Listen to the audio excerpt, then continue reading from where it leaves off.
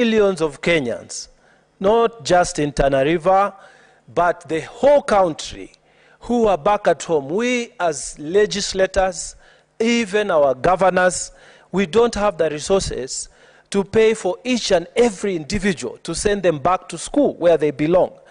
We risk, Mr. Speaker, creation of a generation of people who are going to stay at home, and then they become despondent. They will go back to doing all the things we told them not to do.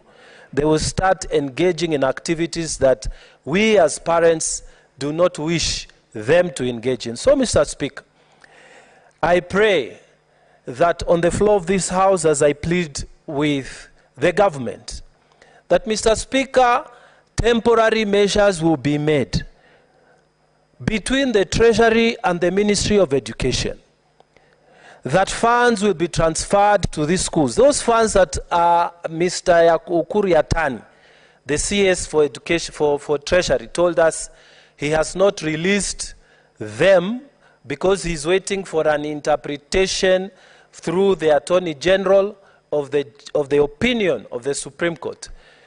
We want, as that process is taking place, that intervening measures can be made, Mr. Speaker, that our children will not miss school. And I know that it is possible because this is a hustler's government. And they know what our people are going through now, Mr. Speaker.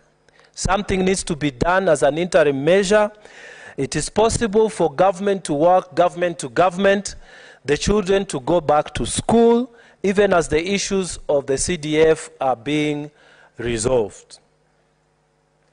Mr. Speaker, I wanted to speak on the issue of our democracy. The President spoke about the fact that our democracy was really maturing, that there was so much freedom that even the Deputy President, who is in government, becomes a candidate of the opposition, and then he goes to win, and the sitting president becomes a leader of the other side. And he said in a very positive way, this is what we are talking about, democracy in Kenya. Mr. Speaker, I want to mention something connected with the democracy in this country. We must legislate to increase the space for participation rather than reduce the space for participation.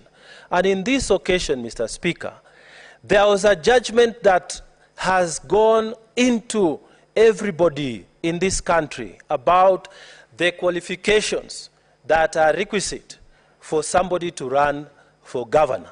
Mr. Speaker, in my opinion, I think we should continue to legislate in such a way that we increase the space and we don't reduce the space.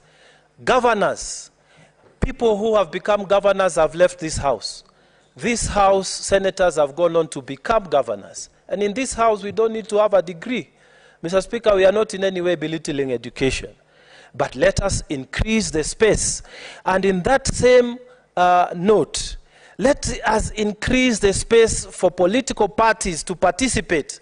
Mr. Speaker, it is wrong, and it is wrong, and it is wrong for big political parties to continue to reap from the Treasury through the Office of Political Parties Registrar a lot of money that we are all paying, and yet the formula excludes all the small political parties. Mr. Speaker, we must legislate to increase the space. What am I saying? I'm saying if political parties present presidential candidates, they must be facilitated, whether they win or not. And if, Mr. Speaker, we are not going to get people being given facilitation because they are small, then let all of us not have facilitation. Let the field be leveled. It is wrong for certain political parties to have billions they are owed by Treasury, and others which are coming up having nothing. Mr. Speaker, when do we grow political parties? When do we grow political space? Let